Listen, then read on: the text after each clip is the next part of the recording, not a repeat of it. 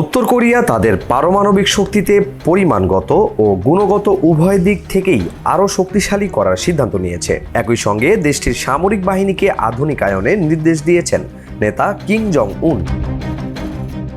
শুক্রবার রাষ্ট্রীয় সংবাদ মাধ্যম কেসিএন এর প্রতিবেদনে বলা হয়েছে, বৃহস্পতিবার ক্ষমতাসীন ওয়ার্কার্স পার্টির কেন্দ্রীয় সামরিক কমিশনের সম্প্রসারিত বৈঠকে এসব সিদ্ধান্ত নেওয়া হয়।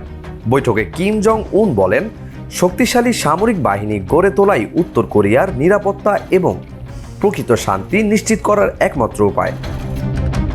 তার ভাষ্য, এমন একটি আধুনিক ও শক্তিশালী সেনাবাহিনী প্রয়োজন যা দেশের বিরুদ্ধে যে কোনো ধরনের হুমকি কার্যকরভাবে মোকাবিলা ও প্রতিহত করতে সক্ষম হবে। বৈঠকে যুদ্ধ সক্ষমতা বাড়াতে সামরিক প্রযুক্তিগত অবকাঠামো আধুনিক করার পরিকল্পনা অনুমোদন করা হয়েছে।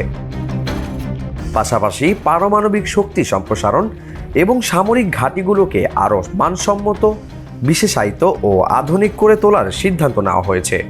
প্রতিবেদন অনুযায়ী বৈঠকে আধুনিক নৌঘাঁটি নির্মাণ এবং জাহাজ নির্মাণ কারখানাগুলোর সক্ষমতা বৃদ্ধির বিষয়ে গুরুত্ব দেওয়া হয়েছে।